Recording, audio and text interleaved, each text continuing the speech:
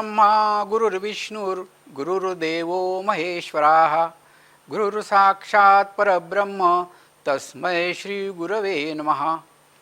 Last time we were discussing the major poets and paused after concluding the work of Anandavardhan. Now we shall resume the discussion with next major poet, Abhinanda. His period was from 850 of the current era to 900 of current era. He is perhaps born in Kashmir, perhaps, in the same period that Ratnakara was there. He was the son of Jayanta Bhatta, the author of Nyayamanjiri. Later on, he seems to have left Kashmir and settled in Bengal. Jayanta is popularly known as Vrittikara. He gives his lineage as under Shaktirnamam Vadagaudo Bharadvaja Kule Dvijaha Darva Bhisara Masa Sadya Krutadar Parigraha Tassamiva Bidano Abudat Majante Jasam Nidhihi Anena Dosho Paramam Prabuddhe Narachinto Dayaha Samshakti Swaminam Putram Vapa Shrutishalinam Raja Karkita Vanshasya Chandra Pidasya Mantrinam Kalyana Swaminamasya Yajnavalkya Iva Bhavat Tanaya Shuddha Yoga Gardadhinir Bhuta Bhavakalmashaha Dhuta Bhavakalmashaha Agada Hrudayat Tasman Parameshwara Mandanam Ajayatta Sudahkanta Chandro Dugdhoda Dhiriva Putram Kruta Janananda Sajayantam Ajijananat Asita Kavitva Kartrutva Phala Yatra Saraswati Vrittikarati Vyaktam Dvitiyam Nama Bibhrataha Veda Vedanta Vidushaha Sarva Shastrartha Vadina. This is how Abhinanda gives his identity at the beginning of the commentary of his work. A detailed and perfect lineage is given, there is no doubt. Abhinanda seems to have lived almost at the same time. For Jalhan mentions Abhinanda as a contemporary of Rajashekhara. Abhinavagupta quotes him as Kshemendra refers to the Kadambari Kathasar. Both of them mention that Abhinanda was very fond of Anushtuba Chanda. Let us understand a little bit about this nice Chanda of Anushtuba. Shloke Shashtham Gurudneyam Sarvatra Lupanchamam Vichatushpadayo Hrasvam Saptam Dirgam Mandayoho. Let us look at one famous example of Anushtuba Chanda. And I think everybody who loves Sanskrit and who loves literature must have heard this prime shloka. Ma nishada pratishtham tamagamam ha shashvati hi samaha yatkram cha mithunad ekamavadihi kamohitam. Maharshi Valmiki. You know, Ramaraksha is in Anushtupa Chanda. Asya Sri Ramaraksha Stotra Mantrasya Buddhakaushika Rushihi Shri Sita Ramachandro Devata Anushtupa Chandaha Sita Shaktihi Shri Hanuman Kilakam Shri Sita Ramachandra Prityarthe Ramaraksha Stotra Mantra Jape Vinyoga. Anushtupa Chanda. Okay, let us proceed further after little bit looking at the Anushtupa Chanda. It can be inferred that his period is the 9th century of the current era. There are two works, namely Kadambari Kathasar and Ramacharita. Both are available. Kadambari Kathasar has 8 cantos where Ramacharita deals with the incidents of Ramayana that occurred after Ravana carried Sita. But this work appears as incomplete. It was later completed by Mahakavi. However, since there are 2 persons of the same name, it is not wise to spend more time on elaborating on this scholar at length, and we shall move to the next poet. Shivaswami. Shivaswami's period is as 850 to 900 C. The next Kashmiri poet which is renowned is Shivaswami. He is known for several Mahakavyas and plays in Sanskrit literature. He himself has said that he is the son of Vishweshwara Datta, who seems to have also been called merely Ishwara Datta. There are 2 poets of the same Shamala. One of them is a friend of Bana and the other is a teacher of Mahim Bhatta. Only the latter is discussed here. He himself called as Mahakavi.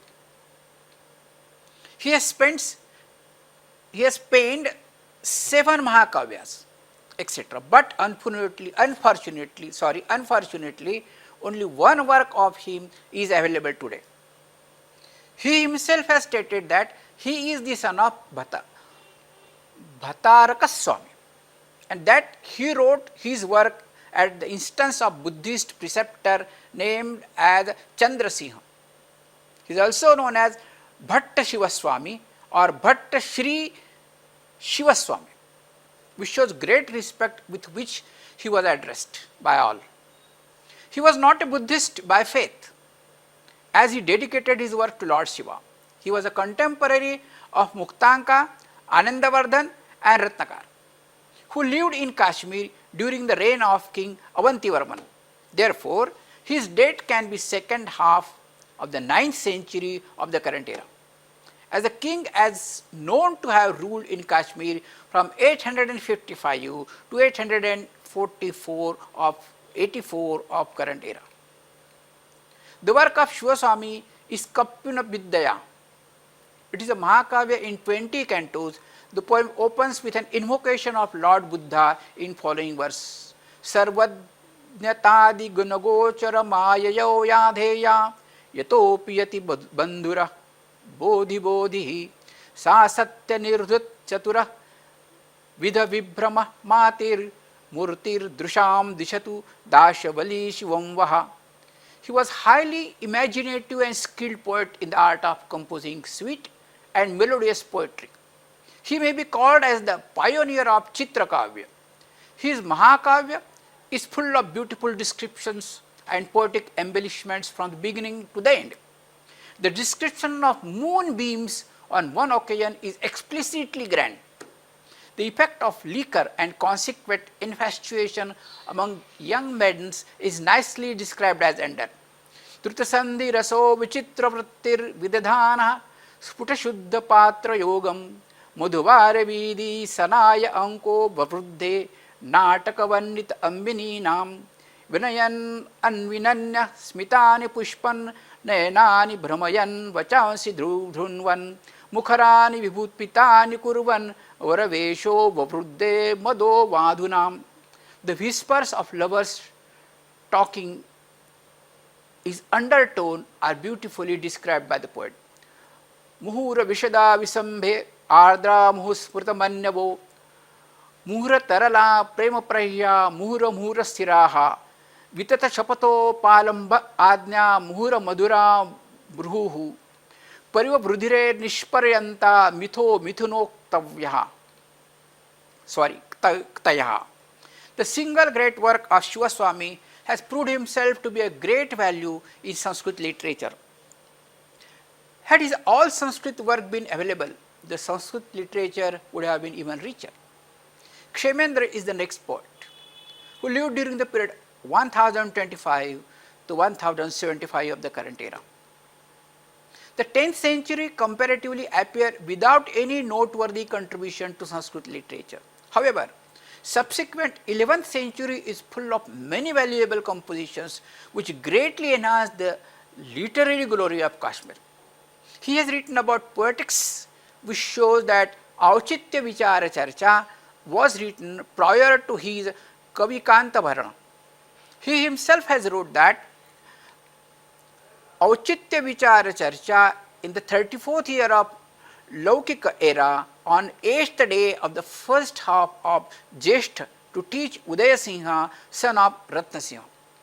Samvatsare Chaturastrinshe Jeshthe Shukle Ashtame Hani Kavyo Chitya Vicharoyam Shishya Vyutpatte Krutaha. This year corresponds to 1059 of current era. The latter work also mentions the name of his student Udayasingha with the title Maharshi, and as the author of two works, namely Lalita and Bhakti Bhava. Achetana Chetanadhya Arova Parichayo Yatha Matshishya Mahashri Bhattodaya Singhasya Lalita Bhidane Mahakavi. Iha Vikaradashoka Stoka Pushpo Paharaira Yamati Shairakta Sakta Susnigdha Bhavaha Tribhuvan Jayasajja Prajya Samrajya Majaha Prathayati Pruthumaitri Pushpa Chapasya Chetraha. Udayasinghe might have written these two works after his study of Auchitya Karaka and after having become Maharshi. This indicates that Kavikanta Bharana has written later than the Auchitya Karaka. The view of Kshemendra as expressed in first work of Auchitya or propriety is the essence of rasa. Auchityasya chamatkara karanascharucharvane raso jovita bhutasya vicharam kurute dhuna uchitam prahuracharyaha sadrusham kilayasya yat uchitasya chayo bhavas tadochityam pratakshate. He illustrates it with respect to pada, vakya, artha and guna, alankara, rasa and such other essentials of poetics. I will repeat. He illustrates it with respect to pada, vakya, artha, guna, alankara, rasa and such other essentials of poetics. It may be stated that Kshemendra developed in his little book what Dhvanyalok has already stated with regard to the part played by propriety in poetics composition, Auchitya. Let us look at one sloka. Anauchityadrutte nanyadrasa bhangasya karanam prasiddhauchitya yandhustu rasasyo panditpara.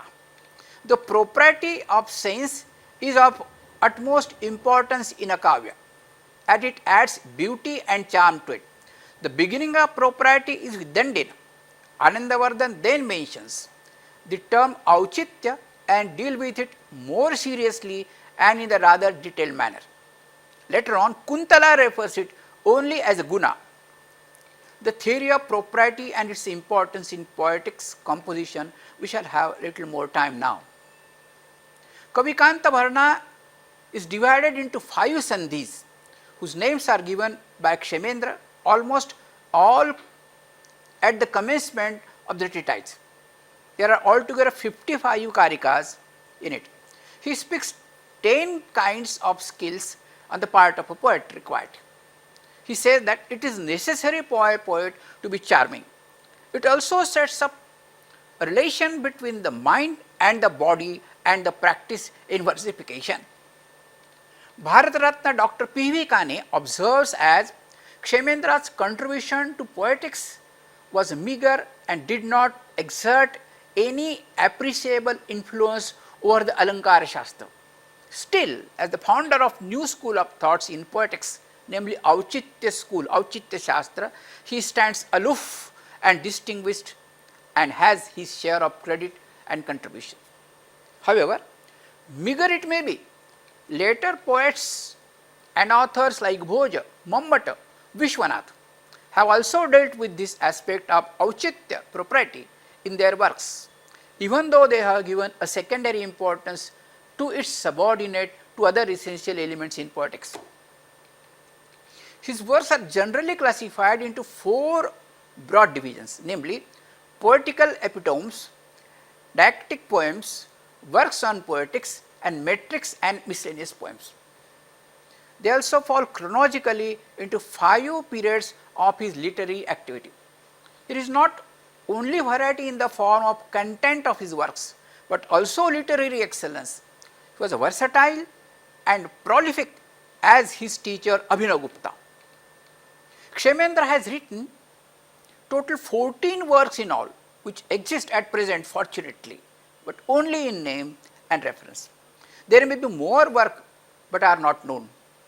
6 works he had written in first period of literary activity, 4 in second, 4 in third, 3 in the fourth and 4 in the fifth period. Now let us look at briefly at his work in a bit detail. Bruhatkathamanjiri. This is a summary of Gunadhya's Bruhatkatha in Paishachi language. It was completed in 12th year of Laukika era corresponding to 1037 of the current era according to his statement. The original Bruhatkatha is now completely lost. The work of Kshemendra gives an idea of its form and content. The style in which it is written is simple. Both Kshemendra and his successor Somdev mentions that they translated their verse from the original that they had with them. Kshemendra has divided his verse into 8 lambakas, adding a 19th also as concluding past. Ramayanmanjiri. Just as Bruhatkathamanjiri is an epitomic work of Bruhatkatha of Gunadhya, this is summary of the Ramayana of Valmiki. There is also little poetic value to many obscure passages occurring in it. This may show the condition of the text of Ramayana in Kashmir in the 11th century of the current era. This work is brief and the style is intense. Bruhatmanjiri, like the previous two works, this is a summary of Mahabharata of great sage Vyasa. But unlike these two, it appears to be a great success. He became popularly known as Vyasadasa only after he completed his epitomic work. Dashtarcharit, this work was completed by Kshemendra in the 41st year of Laukika era, which corresponds to 1066 of the current era, on Tripuresh mountain in Kashmir, as stated by him. It narrates the stories of incarnation of Lord Vishnu. It may not be considered as an independent work. Its source is probably in Puranas. It is perhaps the first work in which Lord Buddha is considered as the ninth incarnation of Lord Vishnu. The social objectivity of the poet is reflected in his work. His deep insight into the social life of his country appears to have helped him in grasping the fundamental which is full of misery. He very strongly advocates the complete liquidation of all those who oppresses people. He was unable to understand as to why there was so much social inequality. There is no difference between man and a man fundamentally. He is right. The idea of democracy and socialistic pattern of life are very much sponsored by the poet in almost every line of his particular cantos of the work. So it is not only Article 14 of the Constitution of India which came into existence in 1949 after the independence, but olden days in Sanskrit also we can find its socialist and equality concept. His writings reveals his close relation with people of country, else it could have not been possible for him to depict so accurately many aspects of Kashmirian society. Buddhavandankalpalata, this book is a collection of Jataka stories, Jataka Katha.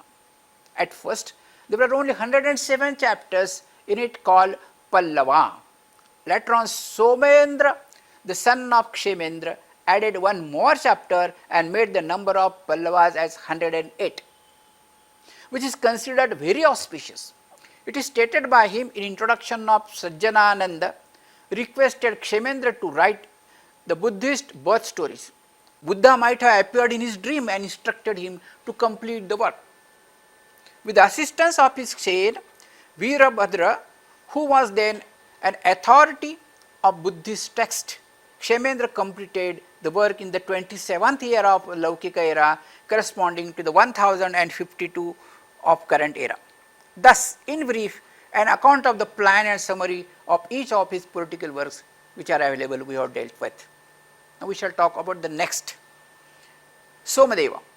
Somdeva's period is said to be from 1025 to 1100 CE. Somdeva is the next major poet who has made a name by his wonderful contribution to fiction in Sanskrit literature. He gives a full account of his parentage and circumstances in which he wrote his work in Paishachi language occurring at the end. Shri Shatavahana Kulam Buddhi Pariyata Sangrama Raja iti bhumi patir babhuva ena vatirya vibudhair vividhay shritena Kashmira mandala manyat nandatvam tasyat majo namadashesha mahesha maulinikya kaya nikapi krutapada pitha Shriman Ananta iti tat Kulalpa Vraksha Shaure Kara Shruda Padyat Chakravarti. It is seen that he was the son of Rama and Brahmin by birth. He adorned the court of King Ananta, who ruled Kashmir from the year 1029 to 1064 of the current era, and who was the son of Sangrama Raja, a descendant from Satvahana. Suryavati, the daughter of the king of Trigartha, was the wife of King Ananta. Somdeva seems to have in close association with the royal court during the times of Ananta, Kalasa and Harsha. His time falls during the last 3/4 of the 11th century of the current era. The Bruhatkatha of Gunadhya in Paishachi language is not available at present. Shubhandhu, Dandina, Bana and the author of Neelachampu refer to it in their works. Somdeva calls his work Kathasarit Sagar, an ocean of stories, Kathasarit Sagar. It is a condensed Sanskrit version of Bruhatkatha. It consists of 18 books with 125 taranga and 24,000 verses, most of which are in the Anushtupa Chanda, about which we have seen some time back. It is the earliest large collection of stories in Sanskrit. It was written for the amusement of Suryavati, the queen of King Ananta of Kashmir. It contains a mass of wonderful stories of every conceivable type which kindle the imagination of the reader.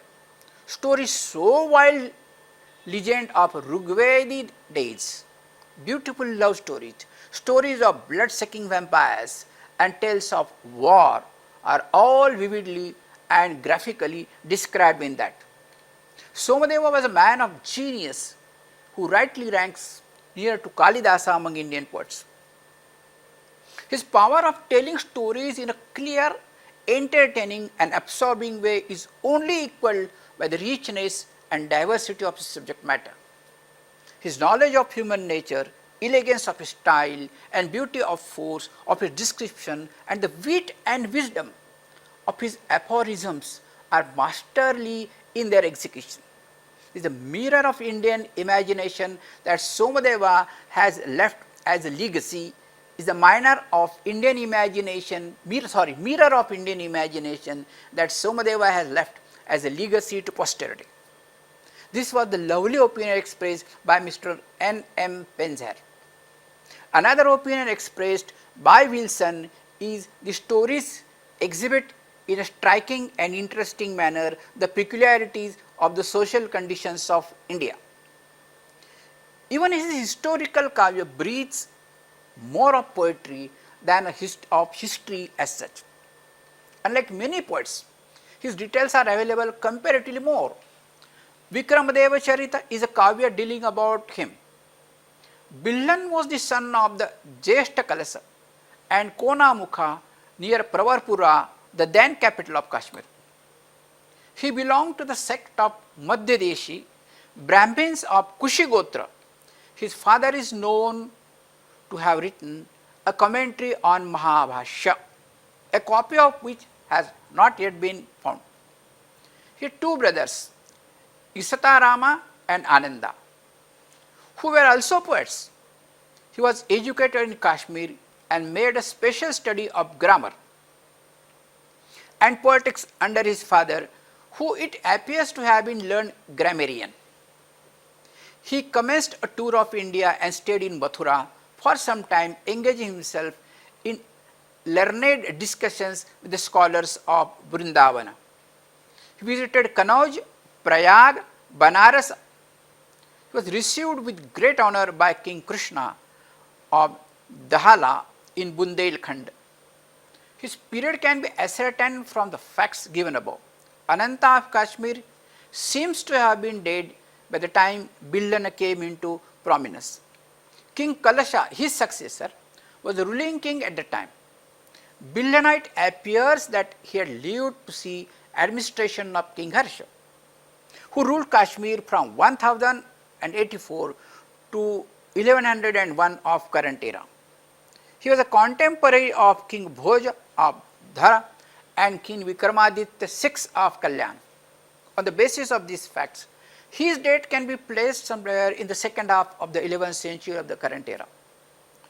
Bilhan is the author of several poetical works, but out of them only three, namely Kaurapanchashika, a lyric poem, Karnasundari, a dream in 4 acts, and Shivastuti, a prayer poem, are available at present.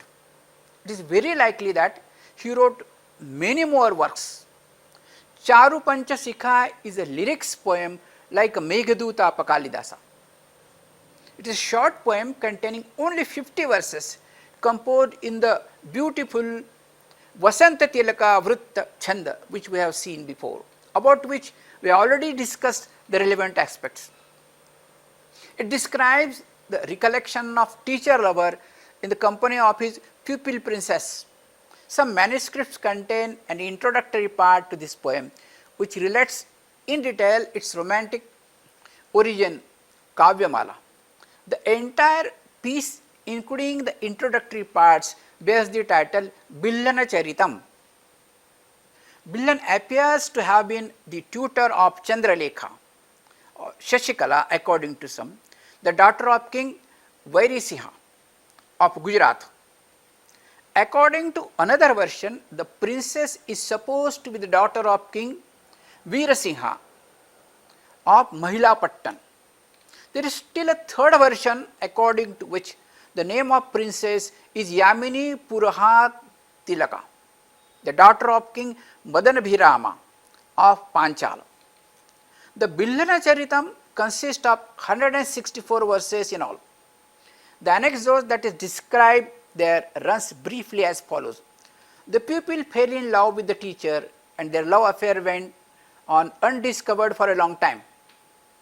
When it came to the light, the king got angry and sentenced Billana to death. Accordingly, he has taken to the gallows, where he was asked to give his final wish. In reply, Billan, the poet, seems to have recited 50 verses, which he had composed while he was in the custody, describing the reminiscences of his enjoyments in the company of the princess. When these verses were recited by the poet himself, the king was moved into tears and withdrew the death sentence passed on such a great poet as Billana. He felt sorry, and as if to atone for his sin, he gave his daughter in marriage to the poet. The story is concluded with the celebration of marriage between the poet and the princess. Almost every verse in the poem begins with the word Adyapi, which is a tone enchanting and reminiscent in its connotation. Several incidents that occurred in the poet lover's romantic past are described in a very graphic manner. Each amorous scene that is narrated is full of the pathos of a lovelorn heart. Every incident is only artistic but also impressive. The poetry is so charming that it creates a lasting impression on the minds of the readers. The existing works of Billana reveals that he was ardent lover of the Vaidarbhi style of Sanskrit. In his view, only the fortunate poets are able to compose in the Vaidarbhi riti, in which verses appear to shower nectar on the ears of the listeners. Anabhravrushti Shravanamrutasya Saraswati Vibhrama Janmabhumihi Vaidarbharitihi Krutinamudeti Saubhagyalam Pratibhupadanam. He possessed the spark of genuine potential fire which can be kindled. The passages occur in almost every existing work that he has written. The verses which he has composed are smooth flowing and musical. His language is extremely simple. His poetry reveals that he has wonderful command over the Sanskrit language and idioms. He has deep love and affection for motherland, which is clearly brought forth in an excellent manner in one of his verses. Sahodara kunkuma kesaranam mayanti nunam kavita vilasa nasharadesham pasyadrushta stesham vyadanyatra maya praroha. Shambhu Mahakavi is the next poet who lived during the period 1075 to 1125 of the current era. Shambhu Mahakavi, another great poet of Kashmir, who comes immediately after Somdeva in point of time. He was a Brahmin by birth and a devotee of Shiva. No information is available either about his parentage or his ancestry. Shambhu Mahakavi was a younger contemporary of Somdeva but elder to Manekha. Shambhu Mahakavi, whose period is known to be as 1075 to 1125 of the current era, who comes immediately after Somdeva in point of time. He was a Brahmin by birth and a devotee of Lord Shiva. but no information is available either about his parentage or his ancestry. Shambhu Mahakavi was a younger contemporary of Somdeva but elder to Manekha. This gives a fair approximation to his date, which may be taken as the last quarter of the 11th century or first quarter of 12th century of the current era. Shambhu Mahakavi appears to have written two works, namely Anyokti Mukta Latashtaka and Rajendra Karna Pura Kavya, which is printed. The first one is not available. The second one consists of 75 verses which are composed to eulogize his king and patron Harshadeva. His style is smooth flowing and topic that is dealt with is interesting and sweet. Manekha, the next poet, lived during the period 1100 to 1150 CE. He was also from Kashmir. He is known as Manekha or Manakuka. He was born in Kashmir and was the son of Vishwavarta, who is mentioned with great respect. Manekha have held a high office, probably that of governor of Paragana. He calls himself as Rajanaka Mahakavi Raja Manekha. At the every end of every canto of his work, Ruyak was his guru, to whom great respect is shown by him. Manekha is probably the first great poet who has given detailed account of himself, his family and his parentage also. It is clear that he lived during the time when King Susala and Jaisimha ruled Kashmir. The date of second king's rule is known to be from 1127 to 1159 of current era. Dr. Buller says that Manekha wrote his famous poem somewhere about the period 1135 to 1145 of the current era. Manekha was appointed as an ambassador in Konkan by ruling king of Kashmir. On the basis of these facts, the date of Manekha may be placed in the first half of the 12th century of the current era. Dashtarcharit is the name of Mahakavi that Manekha has penned. It contains 25 cantos. It was probably written before Kallana began his Rajatarangini. It celebrates the destruction of Tripurasura by Shiva, almost similar to the Hayagriva of Ratnakara. Who must have inspired Manekha to write this? It abounds in many beautiful descriptions of natural phenomena such as the advent of seasons, the sunrise and the sunset. It strictly adheres to the rules of Mahakavya and bears all characteristics. The Mahakavya's two cantos are very important, namely 3rd canto and 25th canto. The 25th canto is about the submission by him of his work to an assembly consisting of scholars and high officers of the state. It states that there were altogether 30 persons in the assembly.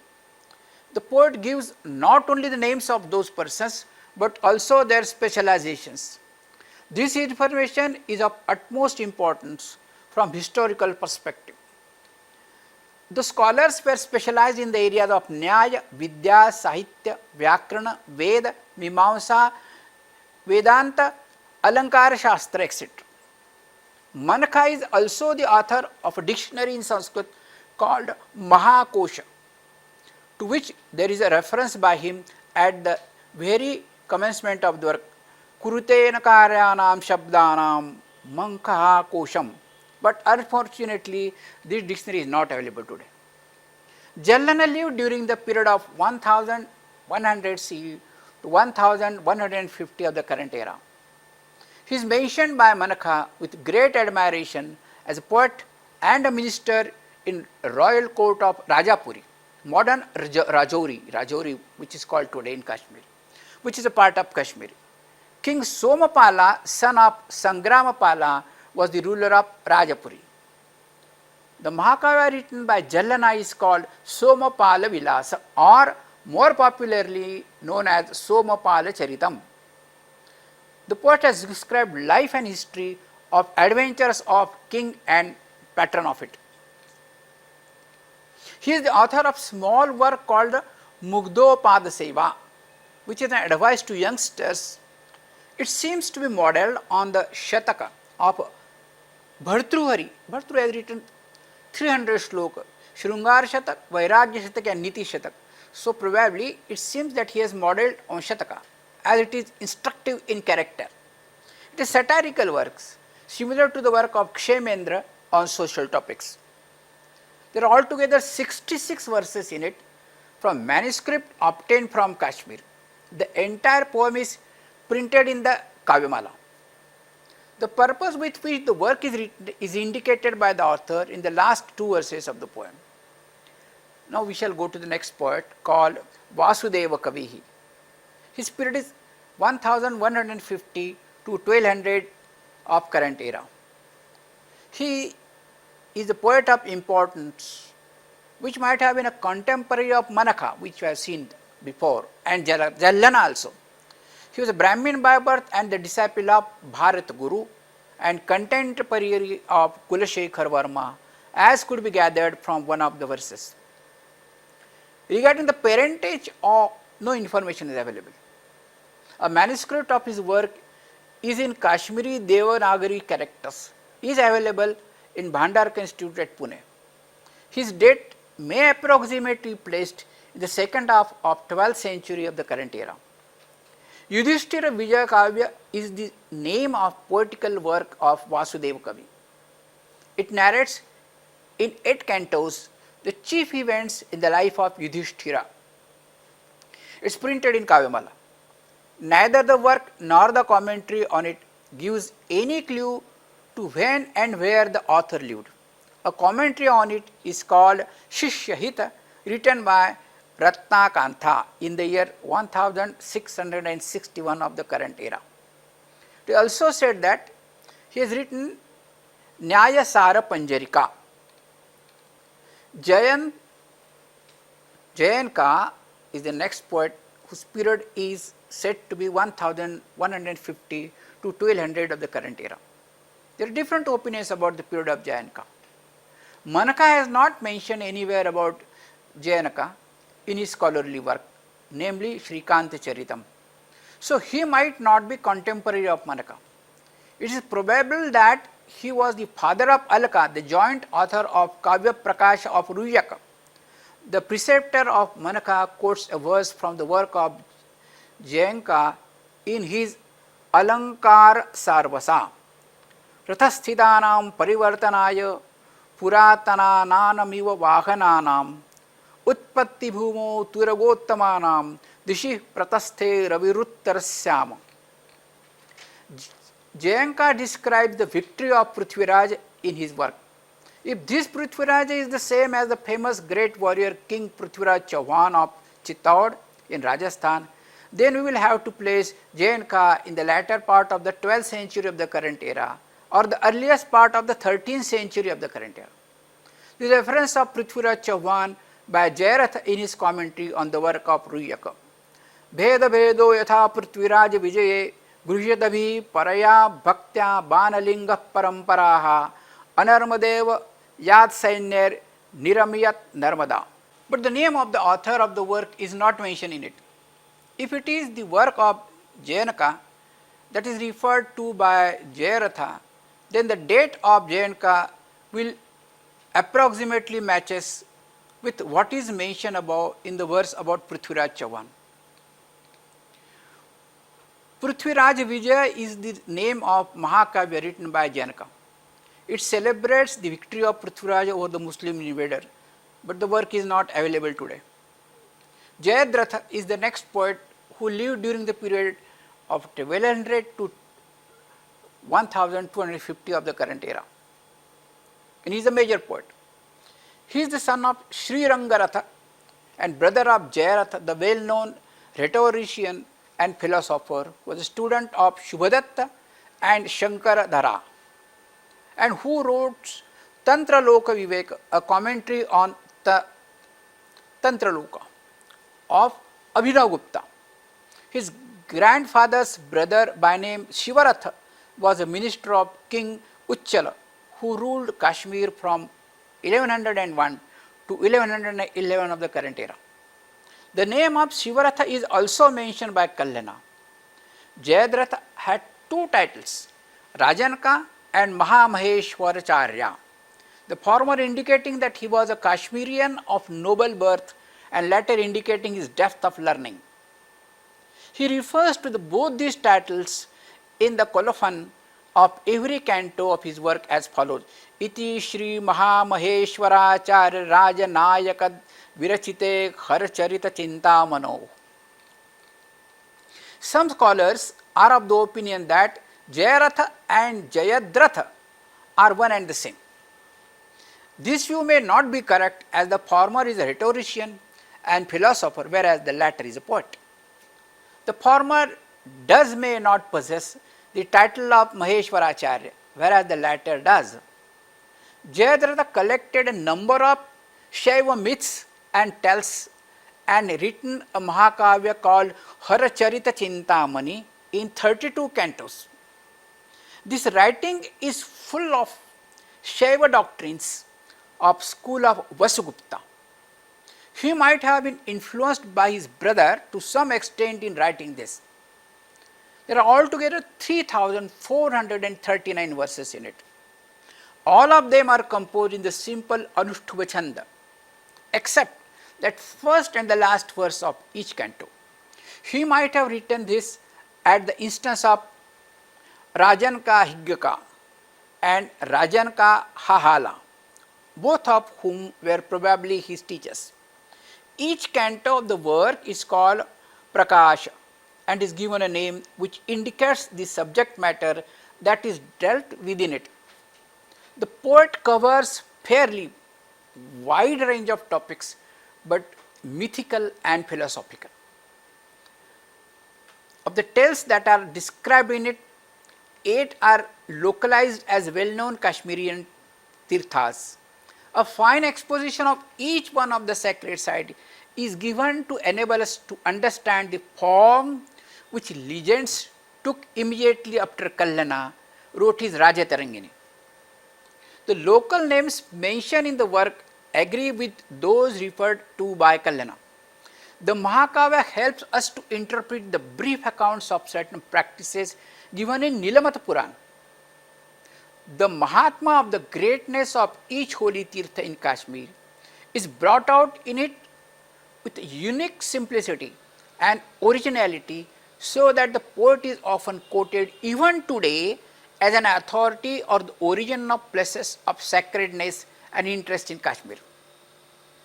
One of the interesting account that this is given in his work is about the creation or the origin of the Kashmir as below.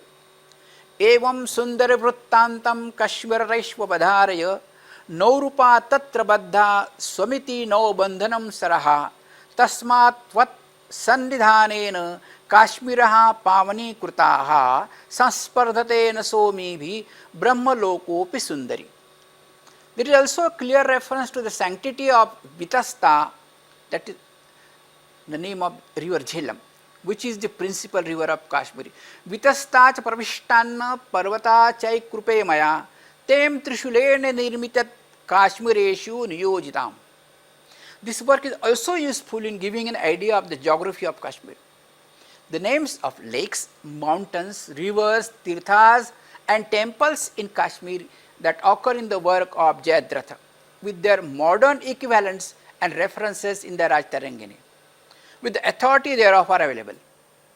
We can say that writing of Jayadrath is only not a literary work, but also gives elaborate information about geography of Kashmir in the 13th century of the current era. From 1450 to 1500 of the current era, Shrivari is the next major poet of Kashmir. His patronage is not available. Also, his exact place where he is born is not known. He was Brahmin by birth and the disciple of Jona Raja, who wrote the second Rajtarangini. Long after Kalyan wrote his work of that name. Shrivari wrote the third Rajtarangini in continuation of the second. At the beginning of his work, he gives the exact date of birth of his master and specifically says that he was his disciple. He was the court poet of Zainullah Bidin, an enlightened Muslim monarch who evinced keen interest in the study of Sanskrit works. Shrivari seems to have received the patronage of three successive sultans commencing from Zainullah Bidin and ending with his grandson Hasan Shah. He had the additional advantage of being a scholar in Persian and Arabic also, to which there is a reference in the colophon of his work as below, Iti Yavana Shastra Parangata Pandita Shrivari Rachite Katha Kautuke. The date of Shrivari can be determined without much difficulty. Since he witnessed the administration of three Muslim readers successively in Kashmir, commencing from that of King Zainullah Bidin, it is clear that he lived somewhere in the 15th century of the current era, as it is known for 50 years from 1417 to 1467 of the current era.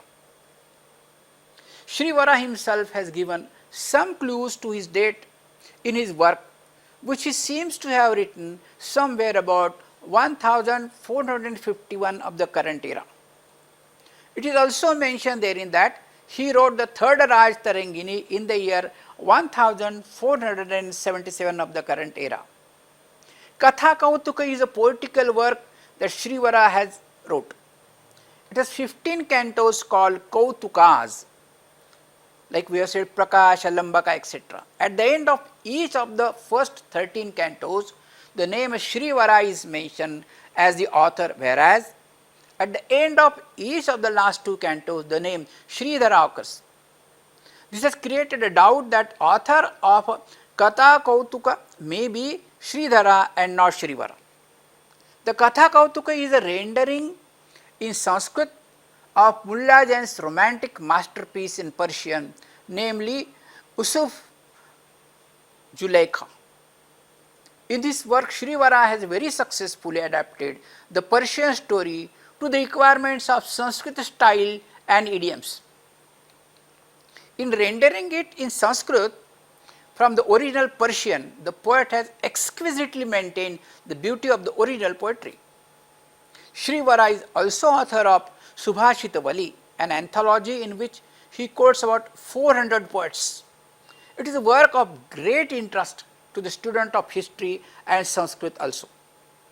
The general nature of this work is exactly similar to Sharangdara Paddhati. Vallabhdeva is the next poet from Kashmir whose period is 1450 to 1500 CE. He is the next poet. He is different from commentator of the same name. He is a compiler basically. No information is available about his parentage and ancestry. All that we can say about him is that he might not have lived earlier than King Zainullah Bidin. So his date may be during second half of the 15th century. Subhashitavali is the name of anthology which Vallabhdeva has compiled. It has as many as 3527 quotations in it. It is of great value in literary history as it not only reveals the names of various writers in Sanskrit literature, but also helps in fixing the date of most of them.